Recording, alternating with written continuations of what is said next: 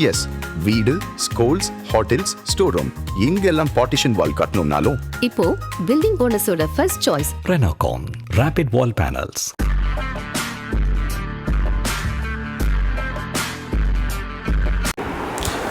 வணக்கம் ஜெயஹிந்த்.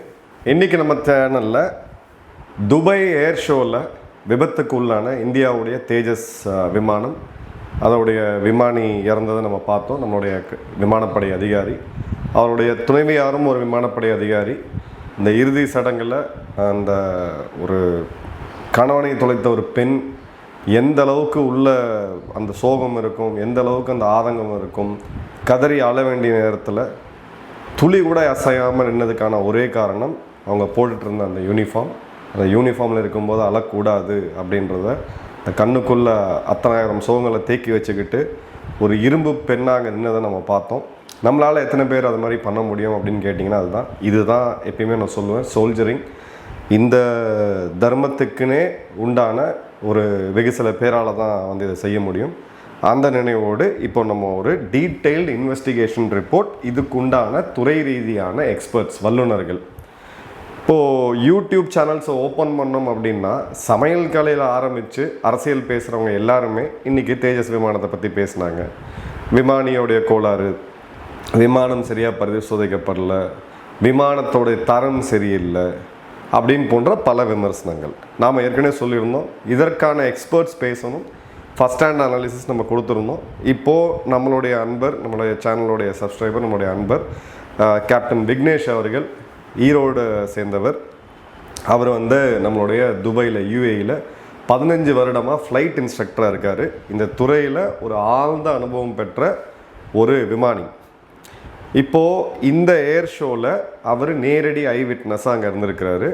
அவருடைய gulf stream 700 இதில் ஹெலிகாப்டரில் பறந்துட்டு இருக்கும்போது தான் இந்த இடத்துல இந்த விபத்து அப்படின்றது நடக்குது. நம்மக்கிட்ட பேசினார், என்ன நடந்ததுன்றதை நாங்கள் கொஞ்சம் விவாதித்தோம். நானே அவர்கிட்ட ஒரு ரெக்வஸ்ட் பண்ணேன், ஒரு வேண்டுகோள் விடுத்தேன். நான் சொல்கிறத விட நீங்களே இதை வந்து சொல்கிறது கரெக்டாக இருக்கும் அப்படின்னு சொல்லிட்டு அவர் என்ன சொன்னார் அப்படின்றத ஃபஸ்ட்டு நம்ம கேட்போம். Hi, good day. Before I start that explanation, let me give a short intro about myself so that you guys can understand about this guy is better guy to brief about that what incident happens. I'm Captain Vignesh. I'm from E-Road. நான் வந்துட்டு UAE-ல நான் வந்துட்டு flight instructor, ground instructor, and I'm holding a flight dispatch license. I'm holding a pilot license. I'm holding a remote pilot license, and I'm putting my 15 years of experience in aviation, and I can feel that I can the best person to talk about this incident. Not only through that, by reference, I'm the witness. I was there in the air show on the Friday. நான் ஏர் ஷோவில் அங்கே இருந்தப்போ வந்துட்டு I was doing a walk around to one of my friend's aircraft, Gulfstream 700. I was underneath of the wing.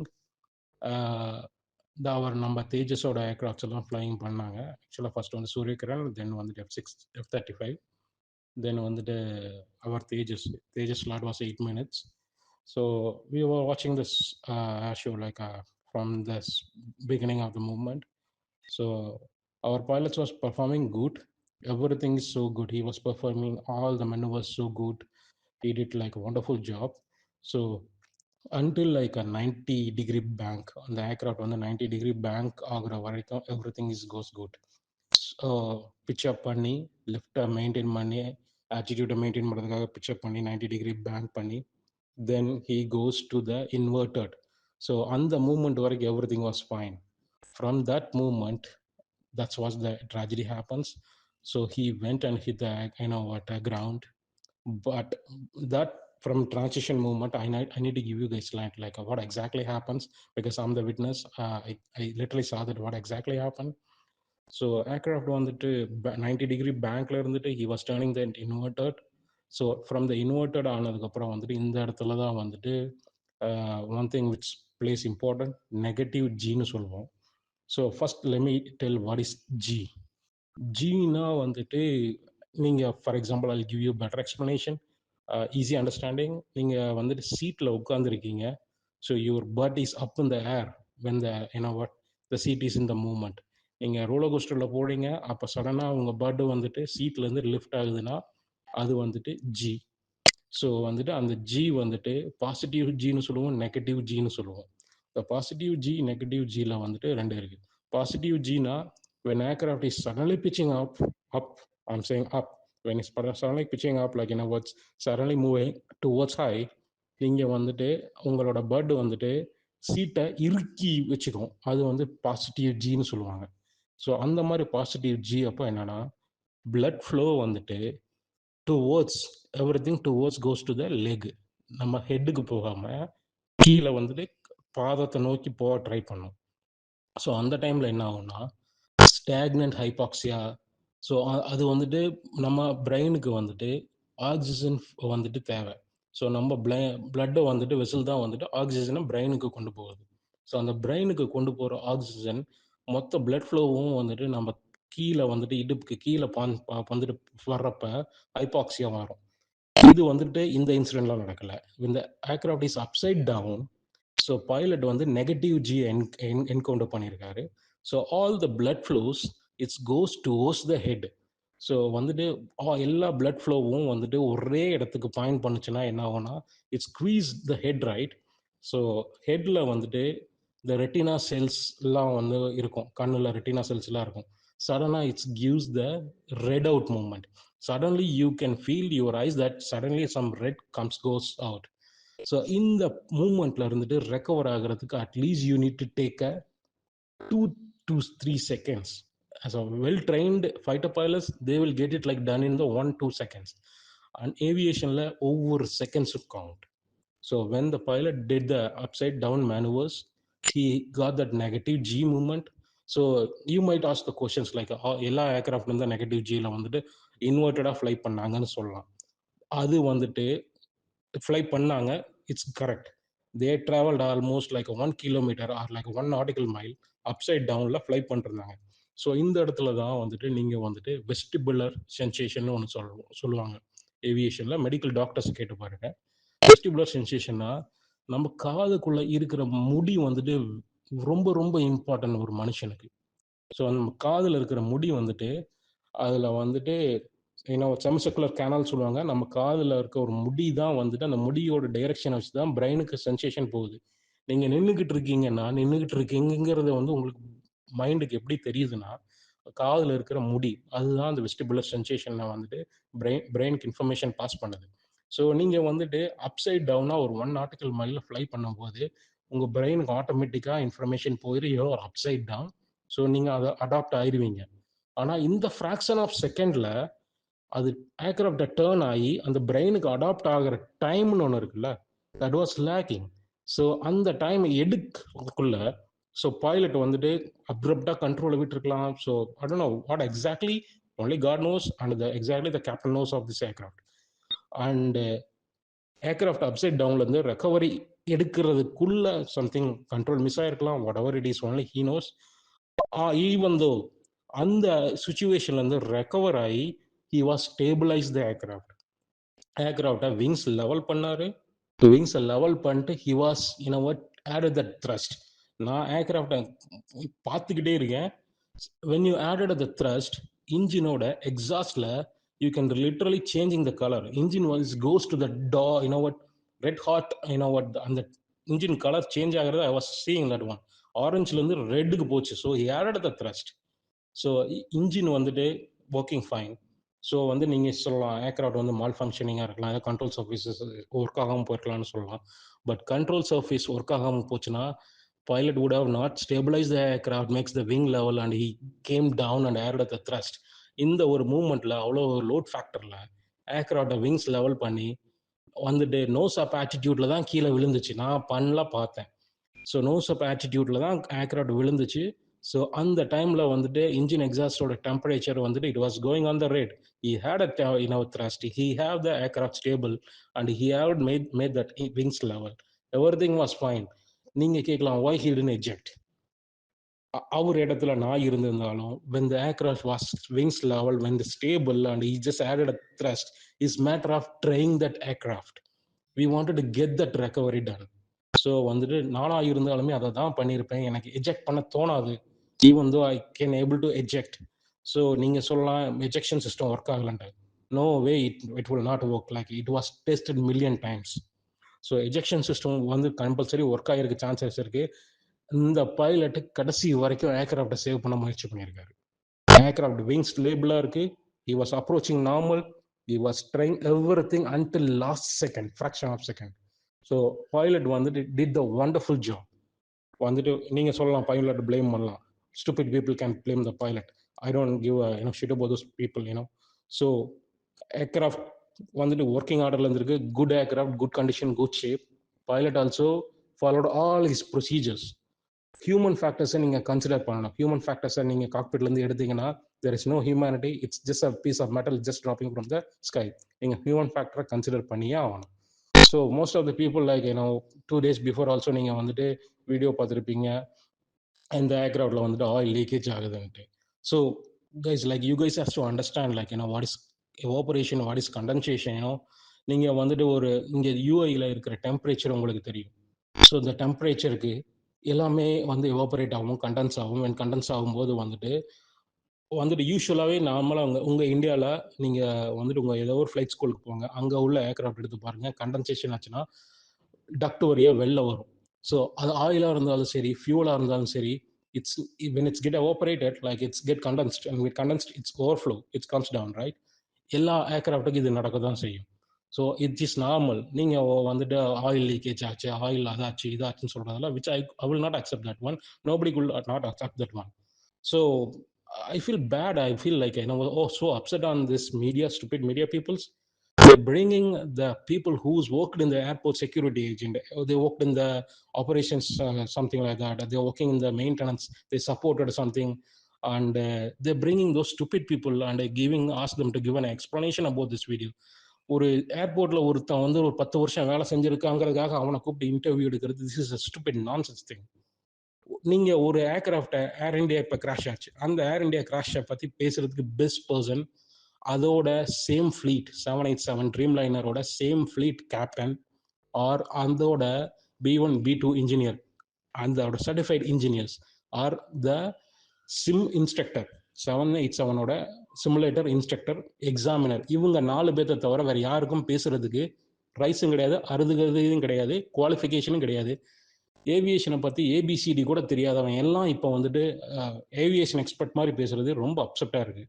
ஒருத்தர் வந்துட்டு ஒரு கண்ட்ரியை முன்னாடி இழுத்துட்டு போக ட்ரை பண்ணிருந்தாரு, முன்னாடி இழுத்துட்டு போகிறாரு அப்படின்னா வந்துட்டு நாமளும் சேர்ந்து முன்னாடி இழுக்கணும்.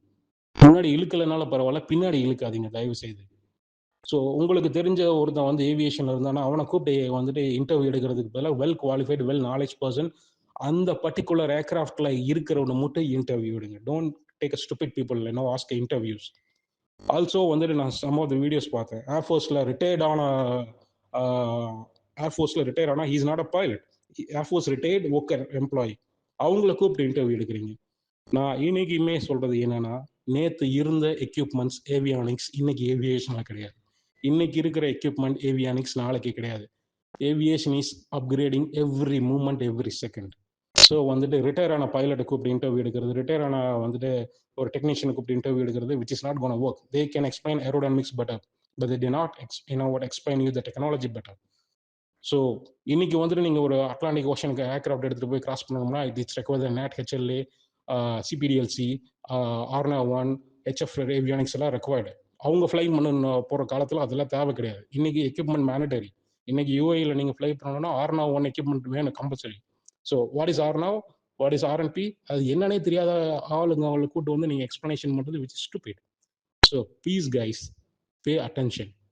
On the other day like அந்த ஏர் ஷோவில் வந்துட்டு ஏர் கிராஷ் வந்து ஆனதுக்கப்புறம் I feel bad for the guys, what, all the people who approached the Tejas other crew asking, is that our pilot who fell down? Is that our pilot who fell down? This is, come on guys, like behave well. We're in the good society. Take a responsibility. Behave well. I'm sorry for the guys like who's bringing our country back again. No, I don't like this attitude, and I don't want to support those guys. Please behave well. நான் captain major Madan Kumar வந்து நான் already வந்துட்டு பேசினேன். I was feel so bad about this who's demonstrating the bad propaganda against the Tejas and the HAL. HAL doing good job. Tejas is a very good aircraft. I'll still say. You might ask a question, so what's going to be the future of the Tejas? தேஜஸோட future இன்னைக்குமே பிரைட்டாக இருக்குது. தேஜஸை நீங்கள் வந்துட்டு வாங்க போகிறதில்ல car ஷோரூமில் போய், தேஜஸை நீங்கள் போய் பைக் ஷோரூமில் போய் வாங்க போகிறதில்ல. தேஜஸ் யார் வாங்குறாங்கன்னு அவங்க வந்துட்டு இதுக்கு என்ன நடந்திருக்குன்றது அவங்களுக்கு தெரியும். Because they are qualified. They know what is flying and what is landing, what is take off. They knows in and out of that aircraft. தேஜஸை நீங்கள் வாங்க போகிறதில்ல, உங்களுக்கு தேஜஸை பற்றி ஐடியா தெரியாது. So you are not the best person to talk about the Tejas. Okay, தேஜஸை யார் வாங்குறாங்களோ அவங்களுக்கு அதோட நாலேஜ் தெரியும், அவங்களுக்கு என்ன நடந்ததுங்கிறது தெரியும். ஸோ தேஜஸோட ஃபியூச்சர் ரொம்ப பிரைட்டாக இருக்குது. So please stop the fake propaganda. I'm sorry guys, I have to say this. இப்போது ஒரு 15 வருடம் இந்த துறையில் எக்ஸ்பர்ட்டாக இருக்கக்கூடியவர் அவர் என்ன சொல்கிறாருன்னு பார்த்தீங்கன்னா, அன்னைக்கு அந்த மேனுவல் படி சூரியகிரனுடைய நம்மளுடைய ஆக்ரோபேட் டீம் சூரியகிரண் உலகம் முழுக்க பிரசித்தி பெற்றது. அவங்க ஒரு டிஸ்பிளே பண்ணுறாங்க. பிறகு F-16 ஒரு டிஸ்பிளே, பிறகு F-35, அதன் பிறகு தேஜஸ் வருது. தேஜஸ் வரும்போது ஒரு 90 டிகிரி பேங்க் இன்வெர்டட் ஃப்ளைட், அதாவது ஃப்ளைட் இப்படி போயிட்டுருக்கிறது அப்படியே தலைகீழாக புரட்டி போட்டு ஒரு மெனுவர் வந்து பண்ணுறாங்க. இது இருக்கிறதுலையே ஒரு மிக சேலஞ்சிங்கான சவாலான ஒரு விஷயம். அதுக்கு என்னன்றதை டீட்டெயில்ஸ் நம்ம பார்ப்போம். இந்த தலைகீழ பறந்த விமானம் மீண்டும் நிமிர்ற போது தான் இந்த விபத்து வந்து ஏற்பட்டிருக்கு அப்படின்றத நம்மளோட கேப்டன் விக்னேஷ் அவர்கள் சொல்கிறாரு. இப்போது நிறையா பேர் இந்த டிவியில் பார்க்கும்போது G-force பற்றி பேசுகிறாங்க, கிராவிடேஷனல் ஃபோர்ஸ் அப்படின்ட்டு. G-forceல 2 வகை இருக்குது, பாசிட்டிவ் ஒன்று, நெகட்டிவ் ஒன்று. இப்போ பாசிட்டிவ் G-forceல இருக்கும்போது பார்த்தீங்கன்னா உங்கள் கால் பகுதிக்கு ரத்தம் அதிகமாக போகும். இதை வந்து சில டைம் பார்த்தீங்கன்னா ஸ்டாக்னன்ட் ஹைப்போக்சியா அப்படின்னு சொல்லி மெடிக்கல் டேர்ம்ஸில் சொல்லுவாங்க. அதற்கான வாய்ப்புகள் அப்படின்றது இருக்குது. இப்போ இந்த விமானம் தலைகீழாக பறக்கும் பொழுது இது வந்து நெகட்டிவ் G-force வரும். நெகட்டிவ் G-force வரும்போது உங்கள் காலில் இருக்கக்கூடிய அனைத்து ரத்தம், நீங்கள் தலைகீழாக ஒரு யோகா போஸ்டில் இருந்தீங்கன்னா என்ன ஆகும்னு யோசிங்க. யோகா தெரிஞ்சவங்க இதை இது பண்ணுங்கள். இந்த ஆசனம் பேர் நான் மறந்துட்டேன். தலைகீழாக நீங்கள் வந்து ஒரு செவத்தை பேலன்ஸ் பண்ணி நிற்கலாம். அப்போ அந்த மாதிரி போகும் பொழுது பிரெயினுக்கு, கண்ணுக்கு அதிகபட்சமான இரத்த ஓட்டம் அப்படின்றது இருக்கும். இது வந்து ரெட் அவுட் அப்படின்னு சொல்லுவாங்க. உங்களுடைய கண் இமையில், ரெட்டினாவில் இந்த அளவுக்கு அதிகமான ரத்தம் வரும்போது உங்களுக்கு வந்து ஒரு பிளாக் அவுட் ஆகும். ஒரு சில வினாடிகளுக்கு வந்து சில பேருக்கு வந்து நிமிடங்களுக்கே வந்து கண்ணு தெரியாது. ஏன்னா அந்த அளவுக்கான ரத்தம் வந்து அங்கே இருக்குது. ஸோ இது வந்து ஒரு பைலட்டை டிஸ்ஓரியன்ட் பண்ணும். அந்த மூளை வந்து உங்களுக்கு அவ்வளோ ரத்த ஓட்டம் இருக்கிறதுனால இது எல்லாமே நான் சொல்கிறது ஸ்பிளிட் செகண்ட்ஸில் இப்படி போகிறாரு, அந்த ஃப்ளைட்டை தலையிலாவது திரும்ப நிமிரும்போது அப்போ அந்த இடைப்பட்ட இதில் அவருக்கு வந்து அந்த ஃபியூ மைக்ரோ செகண்ட்ஸ், ஒரு மில்லி செகண்ட்ஸில் கண்ணுக்குள்ளே ரத்த ஓட்டம் அதிகமாக இருக்குது, மூளைக்கு ரத்த ஓட்டம் அதிகமாக இருக்கும்போது பிளாக் அவுட் ஆகாது, கண்ணு தெரியாமல் போகும். ஸோ இந்த இடத்துல தான், இந்த இன்வெர்டட் மெனுவரில் தான் இந்த ஒரு ஸ்ட்ராங் நெகட்டிவ் ஃபோர்ஸு, அதாவது அவர் வந்து இன்னும் தெளிவாக சொல்கிறார், விக்னேஷ் அவர்கள் இன்னும் தெளிவாக சொல்கிறார். இப்போ நீங்கள் ஒரு தீம் பார்க்குக்கு போகிறீங்க, ரோலர் கோஸ்டர் ரைடு போகிறீங்க, கீழே அப்புறம் மேலே ஏறும்போது உங்களுடைய தலை மற்றும் கண்ணுக்கு அதிகமான ரத்த ஓட்டமும், கீழே போகும்போது உங்கள் காலுக்கு அதிகமான ரத்த ஓட்டமும் இருக்கும். ஏன்னா அதுதான் G-force, புவி ஈர்ப்பு. அந்த டைமில் நீங்கள் மேலே ஏறும்போது ஒரு செகண்ட் பார்த்தீங்கன்னா உங்களுக்கு வந்து கண்ணு தெரியாது, அப்படியே கொஞ்சம் பிளாக் அவுட் ஆன மாதிரி இருக்கும். எக்ஸாக்டாக இந்த மெனுவரை பண்ணக்கூடிய இந்த விமானிக்கும் அதே மாதிரியான ஒரு நிலைமை. எல்லாராலையும் இதை பண்ண முடியாது, இதுக்கு பயங்கர பயிற்சிகள் தேவை. சிங்கப்பூரில் இதே விமானத்தை அவர் பண்ணும்பொழுது ரொம்ப அழகாக பண்ணி அதை முடிச்சுட்டு இருக்காரு. பட் இந்த இடத்துல இது எல்லாமே ஒரு அனாலிசிஸ் தான். ஒருவேளை ஒரு பிளாக் அவுட் ஆகி அந்த பிளாக் அவுட் ஆன செகண்ட்ஸில் ஃப்ளைட்டு கண்ட்ரோல் விட்டு போகும் பொழுது என்ன இது மாதிரி விபத்து நடந்திருக்கிறதுக்கான வாய்ப்புகள் அதிகமாக இருக்குது. இப்போவும் அவர் சொல்கிறாரு, கடவுளுக்கும் அந்த விமானிக்கு மட்டும்தான் தெரியும் இந்த கடைசி நிமிடங்களில், வினாடிகளில் என்ன நடந்துச்சுன்னு சொல்லிட்டு. பட் இந்த அனாலிசிஸ் எல்லாமே அந்த ஃப்ளைட் தலைகீழ போய் அந்த மெனுவர் பண்ணி மீண்டும் நிமிரும் போது தான், நேராகும்போது தான் அந்த ஃப்ளைட் கட்டுப்பாட்டை இழந்து கீழே விழுது அப்படின்றத பார்க்குறோம். இதில் வந்து aircraft was scene stabilising upright அப்படிங்கிறாரு. அது மீண்டும் வருது, இந்த வரும்போது கரெக்டாக தான் வந்துகிட்டு இருக்கு. அப்போது விமானத்தில் இருக்கக்கூடிய கோளாறுகள் எதுவும் இருக்கிறதுக்கான வாய்ப்புகள் இல்லை கம்மியாக இருக்குது. அப்படி இந்த வாய்ப்பு இல்லைன்னு நம்ம சொல்லலாம். அதே மாதிரி ஆஃப்டர் பர்னரும் வேலை செய்யுது. ஃப்ளைட்டோட இன்ஜினுக்கு அது அடிஷ்னலாக பவர் கொடுக்கறது ஆஃப்டர் பர்னர், அதுவும் வேலை செய்யுது. ஸோ அதே மாதிரி பார்த்தீங்கன்னா இன்ஜினோட கலரேஷன், அதில் வரக்கூடிய புகை எல்லாமே நார்மலாக இருக்கிறதுனால ஒரு இன்ஜின் ஃபெயிலியருக்கான சைன்ஸ் எதுவுமே தெரியல. அந்த மாதிரி ஒரு சமிக்கைகள் எதுவுமே அந்த இடத்துல தெரியல. அதே மாதிரி பார்த்தீங்க அப்படின்னா இவர் என்ன சொல்கிறாருன்னா, ஃப்ளைட் கண்ட்ரோலுமே ஆப்ரேஷனில் தான் இருந்திருக்கு, இல்லாட்டி பைலட்டால் வந்து திரும்ப அந்த ரெக்கைகளை சமப்படுத்தி அந்த வேகத்தை கொடுத்துருக்க முடியாது. ஃப்ளைட் கண்ட்ரோல் ஏதாவது லூஸ் ஆகிருந்ததுன்னா அப்படியே பொத்தன் கீழே விழுந்திருக்கும். அவரால் மீண்டும் அந்த விங்ஸை ஸ்டெரி பண்ணி திரும்ப அந்த த்ரஸ்ட்டை கொடுக்கறதுக்கான அந்த வேகத்தை, இன்ஜினை வேகப்படுத்துறதுக்கான வாய்ப்பே இருந்திருக்காது அப்படின்றது தான். அதே மாதிரி அவர் சொல்லக்கூடியது, அந்த 700 கோடி மதிப்புள்ள விமானத்தை அவ்வளோ பேர் முன்னாடி கீழே விடக்கூடாதுன்னு சொல்லி அந்த கடைசி வினாடி வரைக்கும் நம்மளுடைய அந்த ஃபைட்டர் பைலட் வினால் அவர்கள் காப்பாற்றணும்னு ட்ரை பண்ணியிருக்காரு. கடைசி நேரத்தில் அவரோட ஓன் லைஃப், அவருக்கு வந்து ஜஸ்ட் அந்த எஜெக்ஷன் பட்டன் அனுப்பிச்சிட்டு வெளில வந்திருக்கலாம். ஆனால் அதை பண்ணாமல் அந்த 700 கோடி விமானம் என்ன நாட்டோடைய அடையாளம், இந்த விமானம் இது வந்து கீழே விழக்கூடாது அப்படின்ற இந்த பகிரீத ஒரு முயற்சியில் தான் அந்த கடைசி வினாடி வரைக்கும் இருந்தது தான் அவருடைய அந்த தியாகத்தை வந்து நமக்கு காமிக்குது. எவ்வளோ ஒரு ப்ரொஃபஷனலாக இருந்திருக்கிறாங்க பாருங்கள். விமானமாக என் வாழ்க்கையா அப்படின்னா, நம்மள லட்சத்தில் ஒரு 99% வந்து நம்ம விமானத்தை விட்டு நம்ம உயிரை தான் காப்பாற்றிக்கணும்னு பார்த்துருப்போம். ஆனால் இந்த இடத்துல தன்னோட நாட்டுடைய பெயர், தன் நாட்டின் அடையாளமாக இருக்கக்கூடிய இந்தியாவுடைய முதல் போர் விமானம், இந்தியாவிலே தயாரிக்கப்பட்ட போர் விமானம் தேஜஸ், அதுக்கு கெட்ட பேர் வரக்கூடாதுன்றதுக்காக தான் அவர் கடைசி வரைக்கும் ரிக்கவர் பண்ணி மீண்டும் மேலே எழுறதுக்கு ட்ரை பண்ணியிருக்காரு. நான் ஏற்கனவே சொன்ன மாதிரி ஏர் ஷோஸில் நீங்கள் ரொம்ப தாழ்வாக பறக்கிறதுனால இப்போ 20,000 அடியில் விழுந்தாங்கன்னா ஒரு 5,000 அடி கீழே விழுந்து கூட பைலட்டுக்கு வந்து டைம் இருக்குது மீண்டும் அந்த விமானத்தை மேலே எடுத்துகிட்டு போகிறதுக்கு. ஆனால் நீங்கள் ஒரு 2,000 அடி 5,000 அடியில் பறக்கும்போது நீ மீண்டும் மேலே எழுறதுக்கான வாய்ப்புகளே கிடையாது. அதை தான் நம்ம ஏற்கனவே சொல்லியிருந்தோம், ஏர் ஷோவில் வந்து ரொம்ப ரிஸ்க் அதிகமாக இருக்குது அப்படின்ட்டு. அவருடைய ஒரு ஆதங்கத்தில் அவர் கொடுத்த வேண்டுகோள், இந்த மீடியா வந்து experts, maintenance staff, security agency, இந்த மாதிரி சம்மந்தப்பட்டவங்களை கூட்டிகிட்டு வந்து இதை பற்றி ஆராய்ச்சி சொல்லுங்கள், கருத்து சொல்லுங்கன்னு சொல்கிறது. எக்ஸ்பீரியன்ஸ் பைலட்டு, இன்ஸ்ட்ரக்டர்ஸு, இதுக்கு உண்டான தொழில்நுட்ப வல்லுநர்கள் இருக்காங்க, அவங்கள தான் கேட்கணும். அதே மாதிரி கரண்ட் பைலட்ஸு இப்போ விமானத்தில், ஏன்னா இப்போ விமானம்ன்றது டெக்னாலஜி அதிகமாகிட்டே போகுது. 20 வருடம் முன்னாடி ஓய்வு பெற்றவர் இன்றைய விமானத்தை பற்றி கருத்து சொல்லாமல் சொல்லலாம், பட் டீட்டெயில் இன்வெஸ்டிகேஷன் அவரால் பண்ண முடியாது, ஏன்னா தொழில்நுட்பமே வந்து மாறி இருக்கு. ஸோ அப்போ இன்னைக்கு கரண்ட்டில் இருக்கக்கூடிய பைலட்டு, டைரக்ட் ட்ரெயினர்ஸ், இவங்க இதை பற்றி கமெண்ட் பண்ணால் நல்லாயிருக்கும். அதே மாதிரி பார்த்தீங்க அப்படின்னா ட்ரிவியல் ஸ்பெகுலேஷன்ஸு, ஆயில் லீக் ஆயிடுச்சு, ஏங்க இது என்ன நம்ம அம்பாசிடருக்கார ஆயில் லீக்காக எடுத்துகிட்டு ஓட்டிக்கிட்டு இருக்கிறதுக்கு. இந்திய விமானப்படையோடைய போர் விமானம் ஆயிரக்கணக்கான செக்ஸ் அண்ட் பேலன்சஸ் இருக்குது. அந்த மாதிரி இதெல்லாம் பார்த்து இது கண்டென்சேஷன் ஆகுதுன்னு சொல்லிட்டு இன்றைக்கி எல்லாருமே எக்ஸ்பர்ட் ஆகி பேசிகிட்டு இருக்கோம்.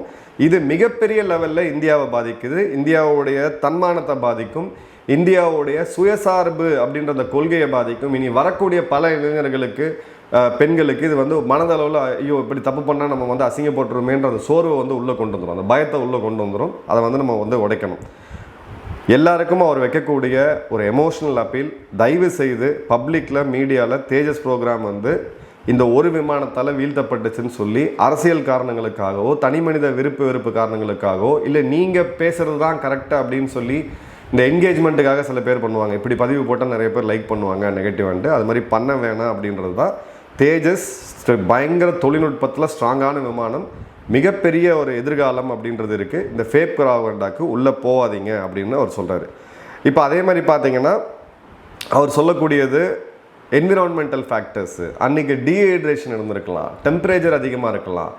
யூஏஇயில், துபாயில் ஹியூமிடிட்டி எப்பயுமே அதிகமாக இருக்கும். சில டைம் பார்த்தீங்க அப்படின்னா டீஹைட்ரேஷன் ரிஸ்க் வந்து ஓப்பன் காக்பிட், ஏன்னா சூரிய ஒளி உள்ளே போகிறதுனால டைரக்ட் சன் கண்டிஷன், நம்ம இங்கே இருக்கும்போதே இந்த வெப்பத்தை அனுபவிக்கிறோம். ஒரு 10,000 அடி மேலே போகும்போது அவருக்கு எவ்வளோ வெப்பம் இருக்குன்னு பாருங்கள்.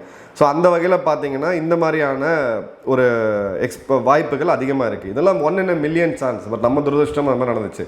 அவருடைய மனைவி ஒரு ஏரோமெடிக்கல் எக்ஸாமினர் டாக்டர், அவரும் இந்த துறையில் வல்லுனர், அவர்கிட்டையும் அவங்க துணையார்கிட்டையும் பேசிட்டு தான் அவர் வந்து இந்த வார்த்தையை சொல்கிறாரு. டீஹைட்ரேஷன், ஃபட்டிக் அப்படின்றது எவ்வளோ ஒரு தேர்ந்த பைலட்டையுமே அஃபெக்ட் பண்ணும் அப்படின்னு சொல்லிட்டு ஒரு ஹியூமனுக்கும் வந்தது, மனிதனுக்கும் ஒரு லிமிட் இருக்குது அப்படின்ற வார்த்தையை சொல்கிறாரு. இப்போது ப்ராக்டிக்கல் காக்பிட், இப்போது கவர்ட் ரூஃப்ஸ் அப்படின்றது பார்த்தீங்கன்னா தேஜஸ், F-16, அப்பாஷே போன்றதெல்லாம் பார்த்தீங்கன்னா கவர்ட் ரூஃப் கிடையாது. ஏன்னா பைலட்டுக்கு சுற்றி என்ன நடக்குன்னு தெரியுங்கன்னா டிரான்ஸ்பரண்ட்டாக தான் வச்சு ஆகணும்.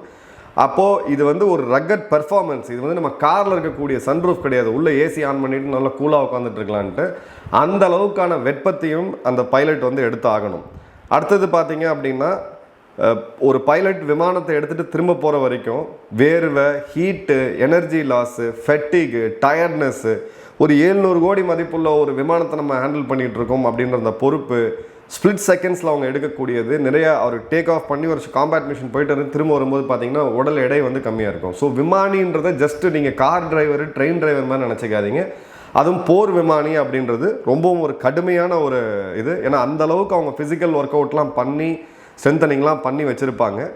ஃபார்முலா 1 ரேசரை விட அதிகமான ஒரு உடல் தகுதி, மனத்தகுதி அப்படின்றது ஃபைட்டர் பைலட்டுக்கு வந்து தேவை. ஸோ அவருடைய எம்பத்தி, நம்ம வந்து அந்த விமானியோடைய ஒரு உயிருக்கு மிகப்பெரிய தியாகத்தை அவர் செஞ்சுருக்காரு. கடைசி வினாடி வரைக்கும் அந்த விமானத்தை காப்பாற்றி மீள மீண்டும் எடுத்துகிட்டு வரணுன்றதுக்காக தான் தன்னோட உயிரே தியாகம் பண்ணியிருக்காரு. ஸோ பைலட் எரரு, இந்த விமானம் சரியில்லை, இந்த மாதிரி தவறான புரிதலே இல்லாத வார்த்தைகளை தயவுசெய்து பயன்படுத்தாதீங்க. அவர் ரொம்ப காயப்பட்டு தான் அந்த ஆடியோ எனக்கு அனுப்பிச்சாரு. நான் சொல்லி நீங்களே உங்கள் வார்த்தைகளை கேளுங்க, உங்கள் சொல்லு அனுப்புங்க அப்படின்ட்டு தான். இப்போது அவருடைய நெருங்கிய நண்பர், இவரும் ஒரு மிகப்பெரிய ஒரு விமானி, அவரோட ஆடியோ வந்து இங்கே கேட்கலாம். As for what happened in the air show, yeah, it's very, very unfortunate. I was having talks with many friends and even some aerobatic air show pilots, fighter pilots, about what happened. The issue with the possible flight control thing, maybe it's plausible with the engine, plausible, but maybe unlikely, because in itself the maneuver that the pilot was doing was quite a challenging maneuver, and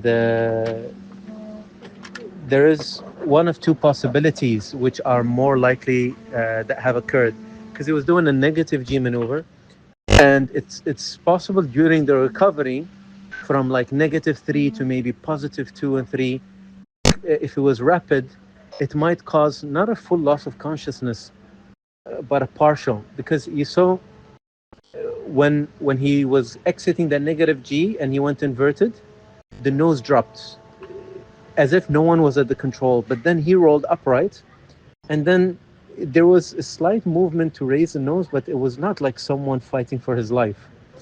So that could be an indication of a partial loss of consciousness. Or maybe it was just a pilot error where when he wanted to roll inverted then upright, as he was rolling inverted, he did not push the nose far enough, like the stick far enough forward to prevent the nose drop, because he's already at a low altitude. And I noticed that the full power afterburner was applied a little early compared to if you saw the comparison video with Singapore. So, it's either partial loss of consciousness or an error in that recovery from that maneuver. And just because this display was too extreme, I feel the Indian pilots and the Tejas are under a lot of pressure, because of what's happening in the political scene, the export, they want to export and sell it. This program has been since the 80s, and first flight 2001 and another 15 years before the first delivery in 2016. So the pilots are under immense pressure to perform well, to impress. And I don't know if even the pilot feared an early ejection. If he was fully conscious, maybe he wanted to try his best. He was afraid of the outcome of an ejection. So it's just very, very unfortunate, everything that's been happening. So it's a very unfortunate loss. இப்போ இவர் ஒரு மேற்கத்திய நாட்டை சேர்ந்த ஒரு மிகப்பெரிய விமானி. அவருடைய காம்பேட் சர்க்கிள், அவங்களுடைய பைலட் சர்க்கிளில் இந்த விமான விபத்து எப்படி நடந்ததுன்றதை ஆராய்ச்சி பண்ணிட்டு சில முக்கியமான வார்த்தைகளை சொல்கிறார். அவர் சொல்கிறது வெரி வெரி அன்ஃபார்ச்சுனேட், இது ரொம்ப துரதிருஷ்டவசமானது. அவருடைய நண்பர்கள் அக்ரோபேட்டிக் பைலட்ஸு, ஃபைட்டர் பைலட்ஸு எல்லாம் டிஸ்கஸ் பண்ணிட்டு அவர் பார்த்தீங்க அப்படின்னா சில வார்த்தைகளை வைக்கிறார். ஃப்ளைட் கண்ட்ரோல் இஷ்யூவில் ஏதாவது பிரச்சனையா இருக்கலாம், ஆனால் அதுக்கான வாய்ப்புகள் நிச்சயமாக இல்லை. இன்ஜின் இஷ்யூ இருக்கலாமா, இருக்கலாம், ஆனால் அதற்கான வாய்ப்புகளுமே மிக மிக சொற்பம். அப்படின்னு சொற்பம் சொல்லும்போது 1% கிடையாது, 0.0001%. நம்மளுடைய நண்பர் கேப்டன் விக்னேஷ் அவர்கள் அந்த அனலைசிஸையும் இதையும் சேர்த்து கோர்வையாக பார்த்தீங்கன்னா உங்களுக்கு தெரியும். அவர் வந்து பைலட் ஒரு நெகட்டிவ் ஜி மெனுவரை பண்ணுறாரு. இப்படி தலைகீழ போயிட்டு தன்னுடைய அதை தலைகீழ போய் இப்படி எடுக்கிறாரு விமானத்தை. ஸோ இது ஒரு நெகட்டிவ் ஜி மெனுவர். இதில் நெகட்டிவ் ஜிலேருந்து பாசிட்டிவ் ஜி -3 to +2 +3 இந்த ஜி ஃபோர்ஸ்ன்றதை 1 2 0 1 2 3 0 -1 2 3ன்னு நினைச்சுப்பாங்க. ஸோ -3லேருந்து +3 அப்படின்னு போகும்போது ஒரு பார்ஷியல் பிளாக் அவுட் இருக்கும், ஆனால் ஃபுல் லாஸ் ஆஃப் கான்ஷியஸ் இருக்காது. ஒரு செகண்ட் உங்களுக்கு வந்து திடீர்னு ஒரு 30 செகண்ட் வந்து கண் பார்வை கம்ப்ளீட்டாக பிளாக் அவுட் ஆச்சுன்னு நீங்கள் என்ன பண்ணுவீங்க? அதே மாதிரி பார்ஷியல் கான்ஷியஸ் லாஸ் இருக்கும். உங்கள் சுயநினைவு வந்து கொஞ்சம் தூரம் கொஞ்சம் செகண்ட் வினாடிகள் போயிட்டு அதுக்கப்புறம் திரும்ப வரும் அப்படின்னு சொல்கிறாரு. ஏன்னா இந்த நெகட்டிவ் ஜியிலேருந்து அவர் சொல்கிறது நோஸ் ட்ராப், அந்த விமானத்தோடைய மூக்கு பகுதி வந்து கீழே போயிருக்கு. ஸோ இப்போது இந்த இடத்துல கீழே போகுது அப்படின்ற போது ஒரு குறிப்பிட்ட வினாடிகளுக்கு அந்த விமானம் கண்ட்ரோல் இல்லாமல் இயங்கியிருக்கு. அப்போது பைலட் வந்து பிளாக் அவுட் ஆகிருக்காரு அப்படின்றத அவர் சொல்கிறாரு. அதே மாதிரி பார்த்தீங்கன்னா திரும்பவும் ஏர்கிராஃப்ட் வந்து மேலே திரும்பி அப்ரைட்டாக எழும்பி திரும்பவும் அந்த விமானத்தோடைய அந்த நோஸ் மூக்கு பகுதி கீழே இருந்துச்சுன்னா விமானம் கீழே போகும், மூக்கு பகுதி மேலே இருந்துச்சுன்னா மேலே போகும். இதுதான் சிம்பிள் அண்டர்ஸ்டாண்டிங். அதை இது பண்ணுறதுக்குள்ள அந்த விமானம் ரொம்ப வேகமாக தரையிறங்க போயிடுச்சு. அது மீண்டும் மேலே எழும்புறதுக்கான அந்த தூரம் அந்த ஹைட் இல்லாமல் போயிடுச்சு அப்படிங்கிறாரு. ஸோ இந்த இடத்துல வந்து பார்த்தீங்க அப்படின்னா இந்த இன்வெர்ட் ஆகி திரும்ப அப்ரைட் ஆகும்போது பைலட் மேபி கொஞ்சம் இன்னும் புஷ் பண்ணாமல் விட்டுருக்கலாம் அப்படின்னு சொல்லி இது எல்லாமே பைலட் எரர் கிடையாது. சில இடங்களில் நம்ம இன்னும் மனித குலம் அப்படின்றது இது பண்ணுறோம். ஸோ ஏன்னா லோ ஆல்டிடியூடில் இருக்கும்போது அந்த லீவரை பின்னாடி இழுத்து உடனடியாக மேலே தூக்கி இருக்கலாமா அப்படின்ற ஒரு சந்தேகத்தை வச்சுருக்காரு. So partial loss of consciousness, ஒரு தன்னோட சுயநினைவை சிறு அளவுக்கு இழந்ததால் அதே மாதிரி அதுலேருந்து ரிக்கவர் பண்ணுறதுக்குள்ளே விமானம் கீழே போனது அப்படின்றது தான் அவருடைய அனாலிசிஸு. அதே மாதிரி அவர் சொல்கிறார், Indian pilots flying Tejas under lot of pressure. எல்லா விமானிகளுக்குமே பயங்கரமான ப்ரெஷர் இருக்குது. சேல்ஸு, எக்ஸ்போர்ட்டு, நம்ம நாட்டோடைய ப்ரிஸ்டீஜ், நம்ம நாட்டோடைய கௌரவமே இதில் தான் இருக்குது.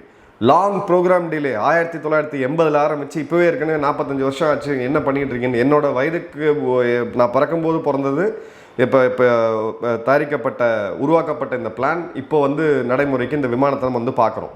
ஸோ இது வந்து பார்த்தீங்க அப்படின்னா இந்த ப்ரெஷரும் இருக்குது. ஏன்னா இந்த விமானத்தோடைய செதுக்கு போய் நம்ம டிஸ்பிளே பண்ணுறோம். ஆப்வியஸாக நம்ம எக்ஸ்போர்ட் பண்ணணும், இதில் நாட்டுக்கு வருமானம் வரணும் தான். சேல்ஸ் ப்ரெஷர் இருக்குது, எக்ஸ்போர்ட் ப்ரெஷர் இருக்குது. இது நாட்டோடைய 10 விமானங்கள் அமெரிக்கா மாதிரி இருக்குது, F-16 F-35C அப்படின்னு சொல்லி பல விமானங்கள் இருக்குது. அதில் ஒன்று விழுதுனா இருக்குது. நம்மக்கிட்ட இருக்கக்கூடிய முதல் விமானமே இதுதான், இந்தியாவில் தயாரிக்கப்பட்டது. ஸோ இந்தியாவுடைய தன்மானம் இதில் வந்து ரொம்ப அடங்கியிருக்கு. இது எல்லாமும் அந்த பைலட்டுக்கு உண்டான ப்ரெஷரை, மென்டலாக அவருக்கான ப்ரெஷரை வந்து அதிகப்படுத்தியிருக்கும் அப்படின்னு சொல்கிறாரு. அதே மாதிரி பார்த்தீங்க அப்படின்னா இயர்லி எஜெக்ஷனை அவாய்ட் பண்ணியிருக்கிறாரு. இந்த விமானம் என்னுடைய நாட்டோடைய விமானம், அது எக்காரணத்தை கொண்டும் கீழே போகக்கூடாது, என் நாட்டோடைய மானம் இதில் அடங்கியிருக்கின்ற அந்த கடைசி நிமிஷம் வரைக்கும், அந்த கடைசி வினாடி வரைக்கும் இந்த இடத்துல ஒரு உயிரை கொடுத்து போராடி இருக்காரு. அதனால தான் இங்கே வந்து பார்த்தீங்கன்னா இந்த விமானத்தை சேர்ந்து இந்த விமானியும் இறந்துருக்கிறாரு அப்படின்னு சொல்கிறாங்க. இது ஒரு அன்ஃபார்ச்சுனேட் லாஸ் அப்படின்றதும், இது வந்து ஒரு எக்ஸ்ட்ரீம் ரிஸ்க்கு, ஒரு மிகப்பெரிய ரிஸ்க்கை நீங்கள் எடுக்கிறீங்க. அந்த ரிஸ்கோடு சேர்ந்து சில இந்த மாதிரியான விபத்துகளும் நடக்கிறதுக்கான வாய்ப்புகள் அதிகமாக இருக்கும் அப்படின்னு சொல்லி தான் 2 தேர்ந்த வல்லுநர்கள், கேப்டன் விக்னேஷ் அவருடைய மனைவி மற்றும் இந்த வெளிநாட்டில் இருக்கக்கூடிய ஒரு பேர் வேண்டாம் ஒரு விமானி நமக்கு எக்ஸ்க்ளூசிவாக கொடுத்தது. இந்த காணொலியை தயவுசெய்து எல்லார்கிட்டையும் கொண்டு போய் காமிங்க. இதை பற்றி தவறாக பேசுகிறவங்ககிட்ட உங்களுடைய கமெண்ட்ஸ் என்னன்றதை கமெண்ட் பாக்ஸில் போடுங்க. நன்றி, வணக்கம், ஜெயஹிந்த்.